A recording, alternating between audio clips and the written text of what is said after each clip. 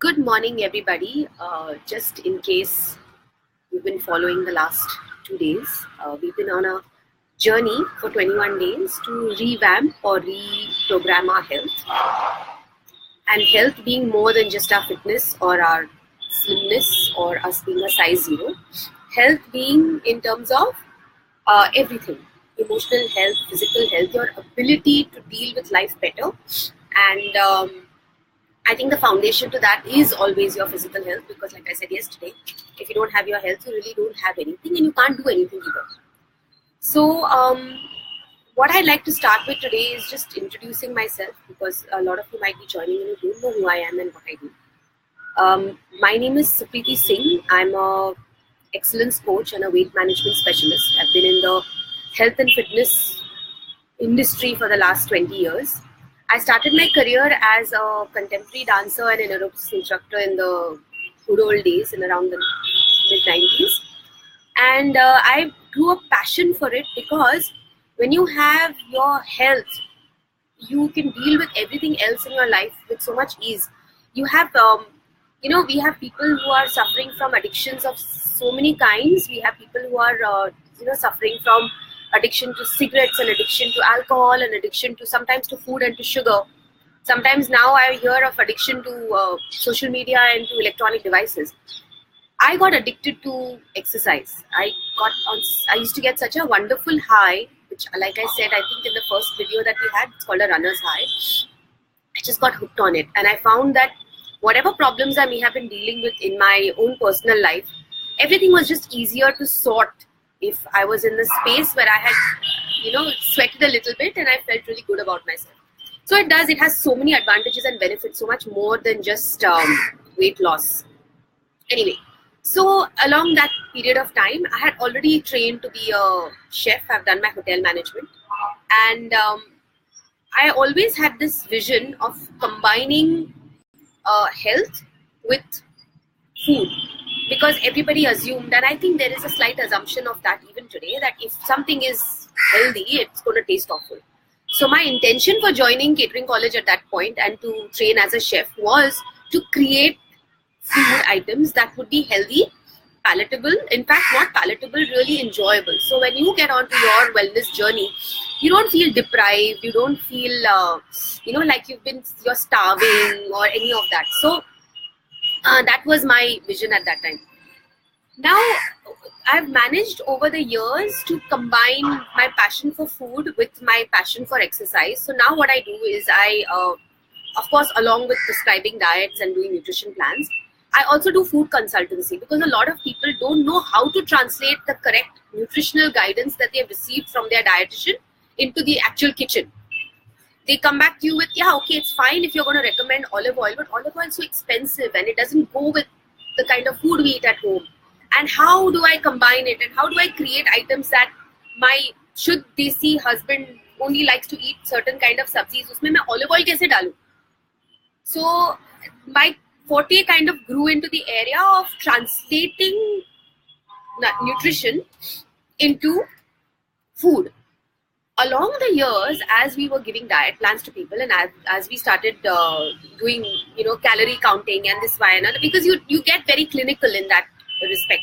So you can tell a person that you should eat a certain kind of food, and you should eat only this for breakfast, and you can only eat that for breakfast. It's very restrictive. So a lot of people used to ask me for recipes and tips, and that's basically where I come from. Now, for the first time in these 21 days, today's day 3, by the way, we will be talking about your food. I'm not going to use the word diet. People often say that, ask me, how do I make a six-pack? And I always say your six-pack is made in the kitchen.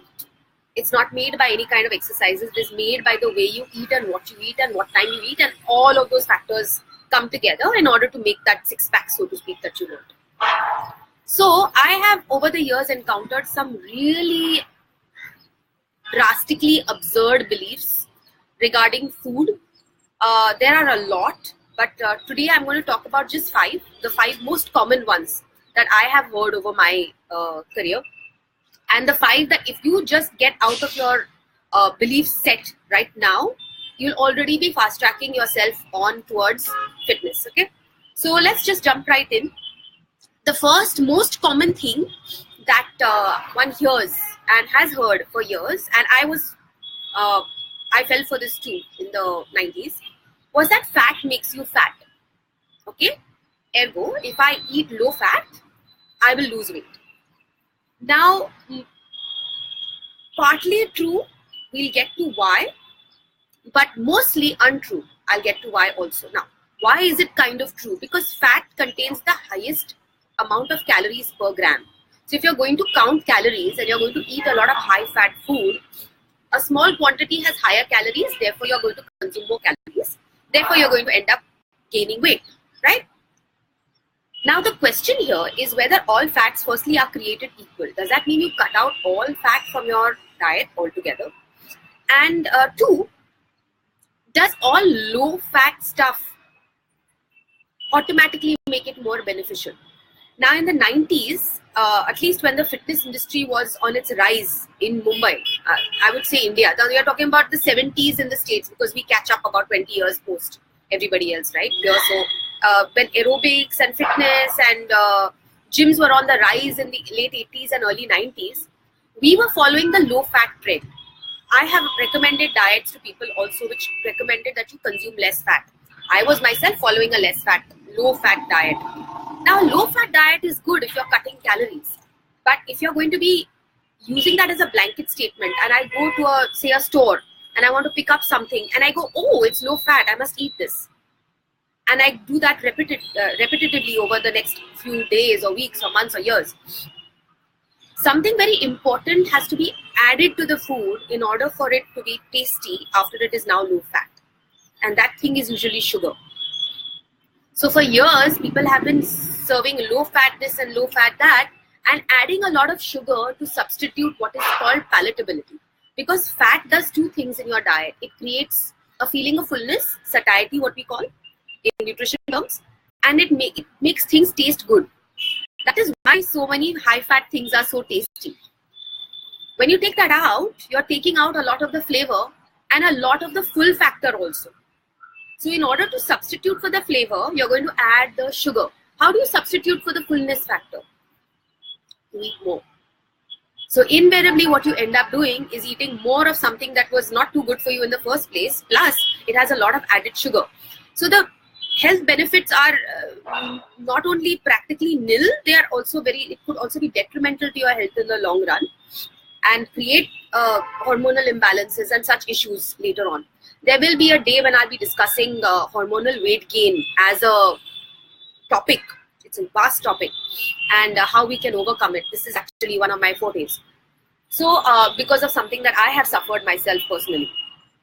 So anyway, so if you're going to talk about fat making you fat, that isn't entirely true. In fact, if you really study the populations in the world, people like down south who consume a lot of coconut oil, who consume a lot of coconut, which is considered to be high fat, actually have the lowest incidence of diabetes and heart disease, as opposed to a lot of the United States, which has been eating low fat for the last 40 years and are now, I think, the obesity and the diabetes and the metabolic diseases have reached epidemic proportions. So I think we probably and our ancestors probably had something right at that time. It's just that unfortunately for us, a few years of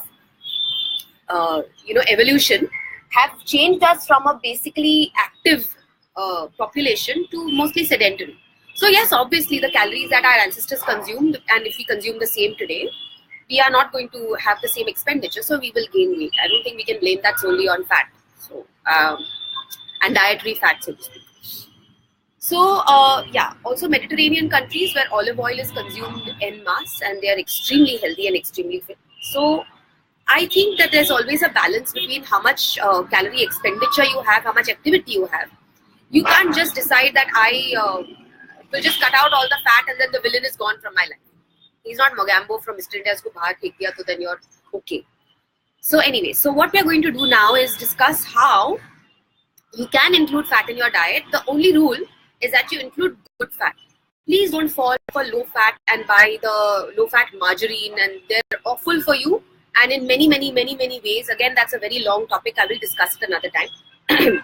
Eat full fat, but eat good quality fat and in moderation. Everything in moderation is good for you. And there are no extremes, there are no villains, there are no heroes. There is no fabulous miracle diet that will absolutely sort your problems forever. And there is no horrible villain who, if you cut out, you'll be sorted forever also. The idea is to live your life in moderation. So if you're going to consume extra calories, you've got to burn the extra calories, and that's about it. Okay. The second villain, so that was the first guy. The first belief that we have is that fat makes you fat, therefore cutting it out is going to sort all your issues out. But that is not the case. Second one,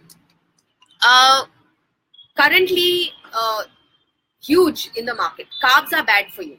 It's a blanket statement. Carbs are bad for you. Cut carbs and you will lose weight. Cut carbs and you will lose weight. Now, we don't talk to people when we meet them as nutritionists or as fitness consultants. We're not talking to athletes. We're not talking to people who are planning to become Arnold. Not even the people who are models or actors. Nobody wants to make their building their body and bulking up as a profession. I think that would be the correct assumption. So why would a diet that would work for a person who is going to compete in some sort of a Mr. India or Mr. World or Bikini Mom contest be appropriate for me or for you? What you want is something that sustains you, that makes you function well, right? And same goes for exercise program. If you're going to spend 3 hours in the gym and then be completely passed out for the rest of the day, you're not going to really get much done, are you? No, we have lives, we have kids, we have families, we've got things that we need to get done. So our diet and our lifestyle plan has to be tailor-made to suit us. So blanket statements generally do not work. Of course, if you're on an experimental trip, you can try it out for a while, but it's not sustainable in the long run. Okay, that is true of any fat diet. So carbs are bad. Carbs are the villain. Cut carbs and you will definitely lose weight. It is true. If you cut carbs, and by carbs I mean sugar, all grains, a lot of vegetables contain carbs, and you go on a high protein, high fat diet, and it's what puts you into what's called ketosis, which causes your body to burn fat cells for fuel because it doesn't have any carbohydrates to burn for fuel. It's not recommended in the long term because it has really bad impact on your kidneys and on your functioning generally. Now, the thing is, if you don't have enough carbohydrates in your system and you don't have enough blood glucose, I'm not talking about diabetics here, that's a special population. I'm talking about people who are general population like you and me, reasonably healthy, want to get better. If your body doesn't have carbohydrates for fuel, it will use something else.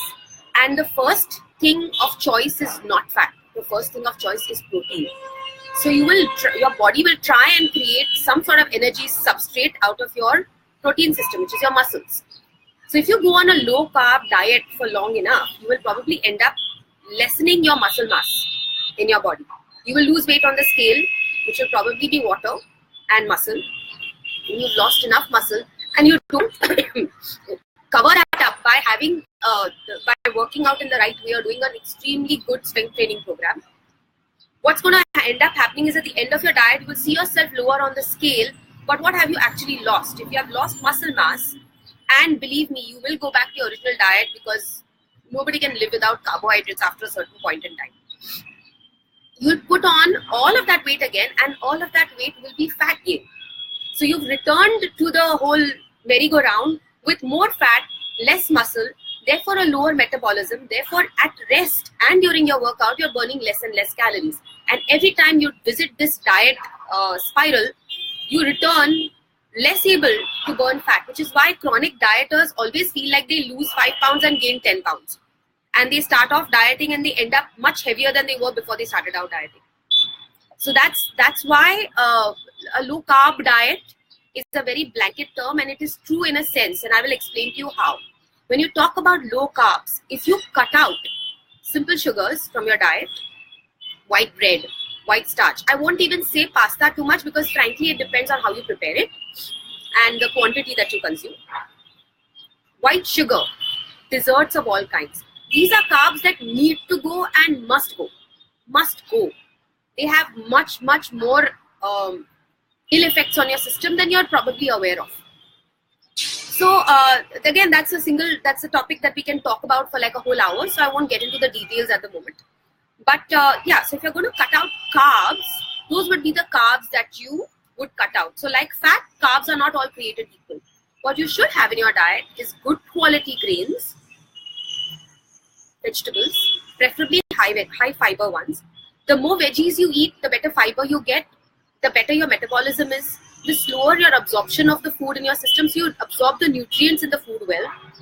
These are all things that are contributed to by the fact that you're eating good quality carbs. Put good quality carbs in your system, it is like putting good fuel in your car. Your body is going to run that much better. You don't put fuel in your car at all and you say, you know what, it'll run on fumes. It doesn't. It just will stall, right? So you don't want to put your system in that situation. So myth number 2 is that carbs are bad for you. You have to be more intelligent in your choices and understand what carbs are bad for you and why and how we should cut them out. Each person's requirement for carbohydrates is also varied, depends on what stage of life you are in, depends on what stage of workout you are in, which is where a qualified nutritionist would come in to give you a plan that is suited to you. Okay.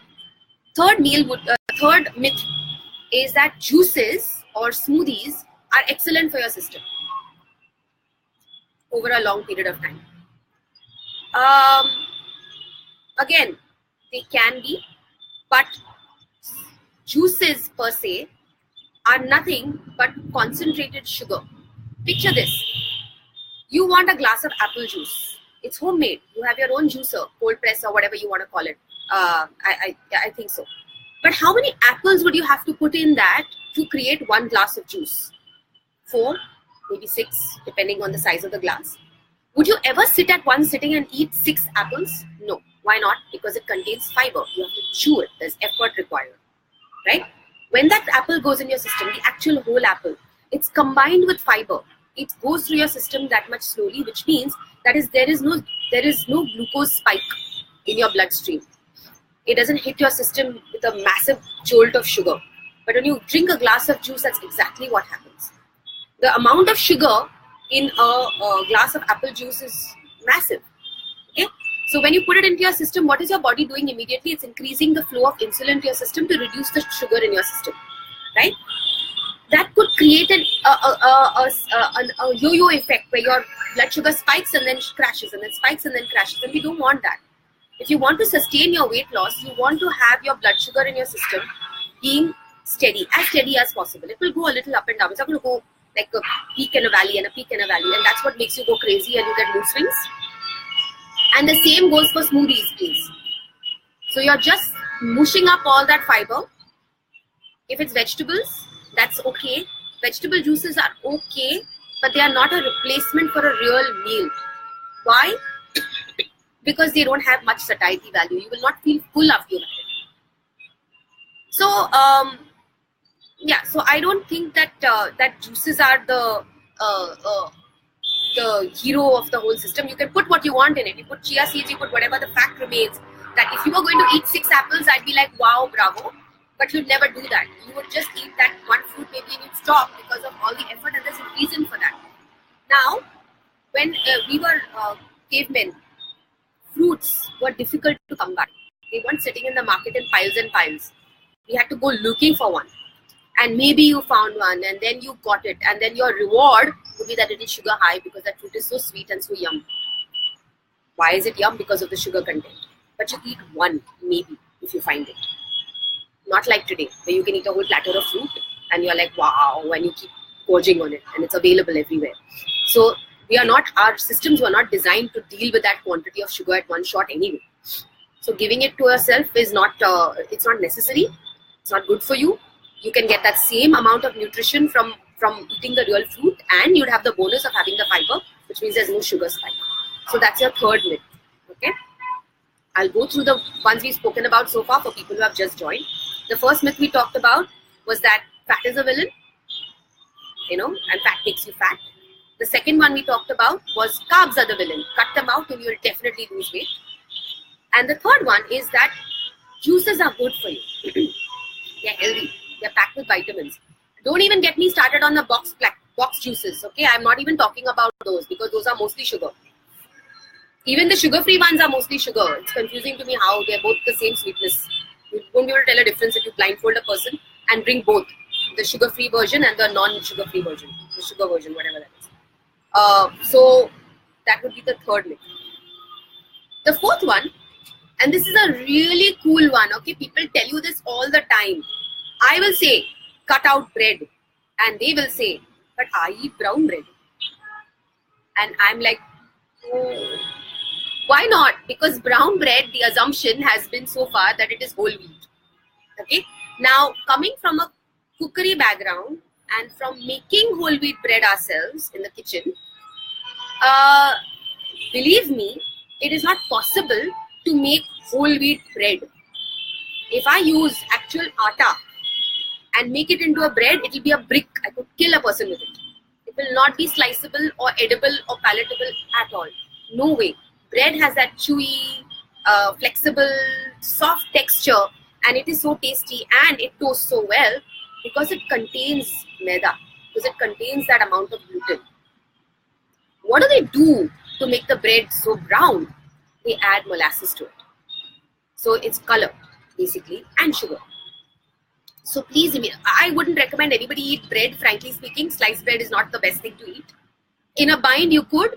But then if you're going to choose between I'm not talking about whole grain bread. That's a different whole story now. I'm talking about brown bread as opposed to white bread. Neither one is better than the other. They're both bad. So if you want to pick one, stick with the white, is okay. I'm sure they charge more for the brown. I haven't verified.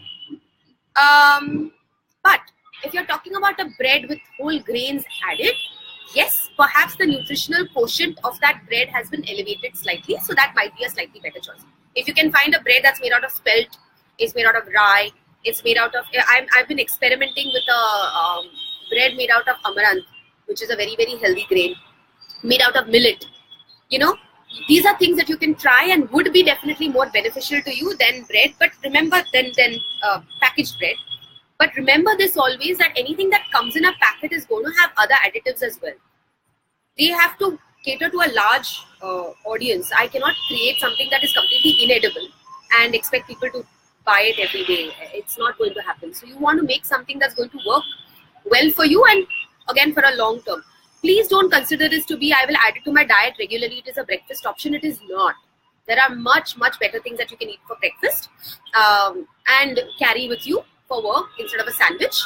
We'll talk about those in lives to come. So that's the third option. If there are any questions and you're tuning in, you can always post a question or a comment. I will be happy to answer it and take it. Why whole brown bread would probably be worse than the white bread is because 1, the calories would be more, 2, the additives would be more, 3, the stabilizers would have to be increased because they're going to be adding some amount of wheat to it. And I think the same goes for biscuits as well. Whole wheat biscuits are not whole wheat. Oats biscuits are not oats biscuits. Please have a look at a packet.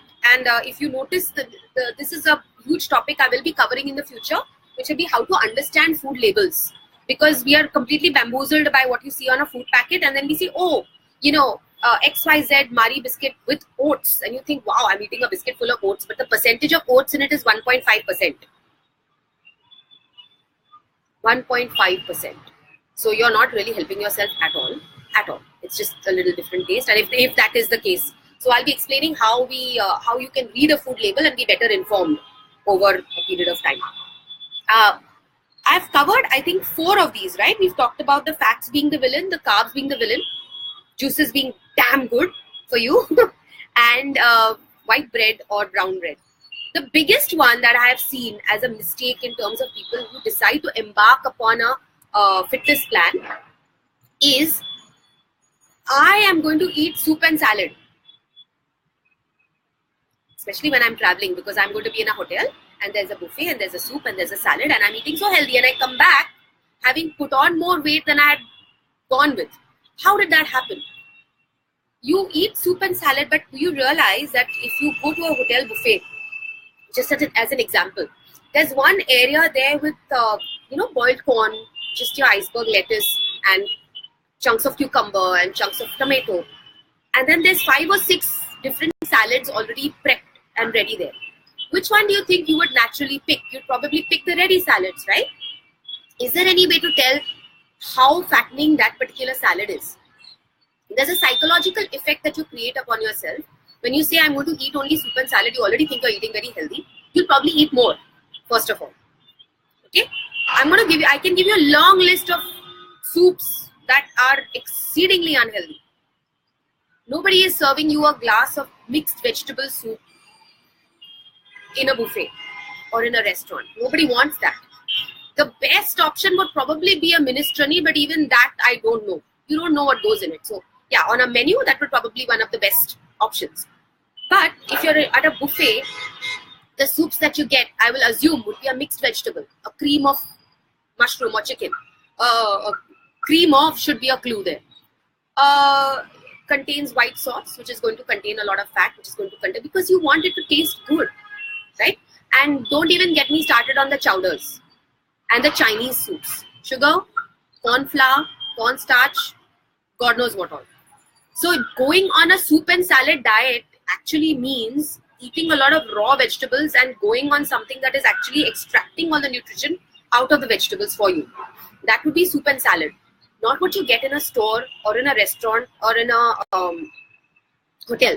If you go to any restaurant today, with the high-end ones, or I will not call it a restaurant, in a cafe, you will get a Caesar salad. Okay, you will get a maybe a panzanella. You will get a Greek salad, and you'll get some sort of version of a chef salad. Okay, which is usually cold cuts and vegetables and a mayonnaise dressing. Most things are in a mayonnaise dressing, honestly speaking, because it just makes it taste better. Okay. Recently, people have gotten more savvy and they have options with feta and with iceberg and with arugula. There are a couple of really good options available.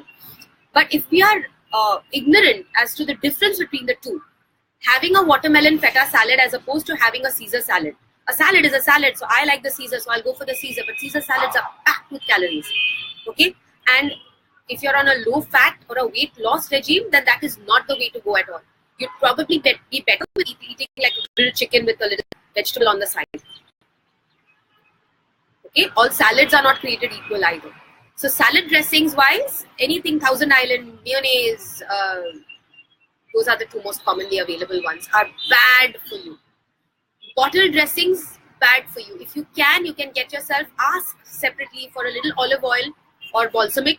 Balsamic is fine. Olive oil and lime juice and salt, and just dress your salad yourself. Ask for a salad undressed. That is good. Sounds funny, undressed, but that's what you call it. So I want my salad undressed, and get me the dressing on the side. You'll be amazed at the quantity of dressing that they give you, and they probably will have added in the kitchen. And you could have done with 1/3 of it, even if it is the mayonnaise. So I would suggest be a little better informed. That is my attempt here to inform you better, so that when you go out, you make better choices and you're not falling into the traps that people have fallen for in the past, and probably you have also fallen for in the past. These are the huge sabotagers for your saboteurs for your exercise and diet program. A lot of people travel a lot and they ask me, what should I eat when I go on to a buffet? Soup and salad khayenge to chalega? And I always tell them, look, take the raw veggies. There are dressings in front of you which you probably haven't even noticed. There'll be a yogurt dressing. There'll be a little feta cheese, crumble it and have it. You don't even need the dressing. And that will be a better meal for you than having the salads which are prepared on the counter. Please avoid the soup tureen. I don't know what is in it. And definitely don't think of it as a go-to fix for eating healthy. My belief is that if you can see the ingredients, you know what you're getting, that would be better. Always. So try and eat as many whole vegetables as you can.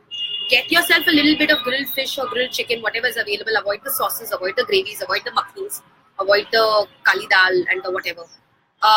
Avoid the bread basket and the rotis in India, because those are generally prepared with maida. Unless you specifically ask for a whole grain roti, that might be possible for you. Think of satiety. Think of when you're going there, you should be getting your nutrients. You should be getting your the required amount of calories. You should be getting the fuel you need to carry you for the rest of the day or till the next meal that's coming up. If eating a salad makes you hungry enough to eat 5 biscuits at tea time, that will make no sense at all, and it's going to only backfire. So eat well, eat healthy, eat clean as far as possible. Another topic I would like to cover sometime in the future would be the types of hunger that we experience coming from the salad perspective and from the fat perspective. If you're hungry later on, after you've been on a supposed diet, there's a possibility that you're nutritionally starving as well. That your body is not getting the nutrients it needs. So you're craving this and that. You're eating low carb, but you're really craving chocolate, and I just want a little chocolate and I'll eat it. Why? Because there's probably a nutrient that's absent in your diet at that point. The feeling of fullness is one side, but then there might be a nutritional component that's absent. So, okay, to sum up, these were the 5 things we talked about today. One was fat is the villain. Fat makes me fat. We talked about how that is not true. It's about the kind of fat you consume and the quantity of fat you consume. And how low fat actually could mean that you're eating a lot more sugar and preservatives and whatever, which over a long period of time is going to have a detrimental effect on you. Second one was that carbs are the villain. If I cut out all my carbs, I will lose weight. We talked about that probably being a fallacy because yes, there are some carbs you should eliminate, white sugar being one of them. If you can avoid it, throw it out by all means. And I do not mean replace it with artificial sweeteners. Those are literally poison. They were actually developed and discovered when somebody was actually making poison. Another topic for another day. So please don't replace your sugar. Train your body to not miss it by eating less and less and adding less and less to your food. So that's on the carbs. You need to include carbs so that you have good fuel for your system. And those carbs would probably be whole grains, good quality vegetables, prepared well. And if you're going to talk about sugar, then maybe a sweetener like a jaggery or a honey within reason. Everything in moderation is good. Don't go in extremes of any side. There's no hero and there's no villain. Third thing we spoke about was juices and how juices are healthy for you and how nowadays in the box also they're fortified and added vitamin C and whatnot. I won't even talk about those. I think we all know that packaged food is bad for us and it probably contains a lot more additives, color, sugar than we actually need for our survival and well-being even. I was talking mainly about homemade juices and how even if you were to eat 6 apples yourself at one sitting, that was not going to happen and you probably wouldn't do it, but you can easily put 6 apples into a big tall glass of juice. Right? So I would avoid that if that is, I wouldn't consider that to be a healthy option at all. So also if you have a history of diabetes or PCOS, that drinking juice neat, I would call it, is probably the worst thing that you could do for your system. Again, we can talk about why when we do the hormonal imbalance talk. The 5th one I spoke about was soup and salad. Going on a soup and salad diet because that will help me to lose weight. Why that is the biggest landmine to fall into? Because it's going to be, you're not thinking about how fattening that salad could possibly be and the fact that if you're thinking of eating less anyway, you may as well eat more. So you probably end up eating a lot more than you needed in the first place. And you don't feel like you eat it because you're thinking, oh, I'm eating soup and salad. So it's a very bad backward spiral that you land yourself into. So these are the 5 most common diet myths that I have heard. There are more. I will discuss them again in the future. That being said, I just like to point out that no amount of diet can change the fact that exercise itself has huge benefits. We talked about that yesterday. So if it is possible, anytime it is possible, always add the activity, not subtract the food. Unless, of course, you're eating an extremely high calorie or a nutritionally completely imbalanced diet, which is, again, like I said, a job for a trained nutritionist and wellness expert. Add the activity. It has huge benefits, which don't come in from cutting calories or eating a certain kind of diet. Weight loss isn't one of the 5 benefits that you get out of exercise also. That's just a side effect. The benefits are massive. So always try and include some sort of exercise program in your day. Thank you for all of you guys who've joined in today. Thank you, Jasmine. Thank you, Harsh. Thank you, Candice. Hi. I'm so flattered that she's joined in. She's amazing. Hi, Reena. Hi, Geeta. Hi, Namita. Hi, Sheetal. Thank you so much. She says, excellent. Thank you so much. I hope that this talk has been helpful. They tend to be a little long because I really have, there's a lot to cover and a lot to talk about and a lot to discuss. I would love it if you guys had any questions.